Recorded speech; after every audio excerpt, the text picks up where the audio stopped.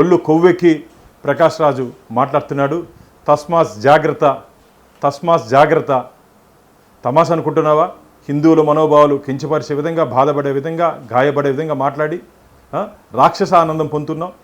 నీకు ధైర్యము దమ్ము ఉంటే అన్యమతస్థులకు సంబంధించి వారి గురించి ప్రస్తావన చేసే ధైర్యం ఉందా నీకు?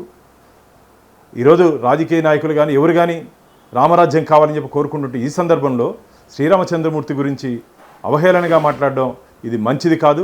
వెంటనే హిందువులకు బహిరంగ క్షమాపణ చెప్పాలి. ఈరోజు మా లీగల్ అడ్వకేట్ అజయ్ కుమార్ ద్వారా మేము ప్రకాష్ రాజ్కి లీగల్ నోటీస్ పంపిస్తున్నాం. 100 కోట్ల రూపాయలు డెఫర్మేషన్ కూడా వారి మీద హిందువుల తరపున వారిని చెల్లించాల్సిందిగా డిమాండ్ చేస్తున్నాం. ఇది మంచిది కాదు. దీని మీద క్రిమినల్ కేసులు కూడా నమోదు చేయాలని చెప్పి మేము పోలీస్ శాఖని విన్నవించుకుంటున్నాం. అలాగే వారికి కూడా ఒక కంప్లైంట్ కూడా వారికి కూడా ఇవ్వబోతున్నాం.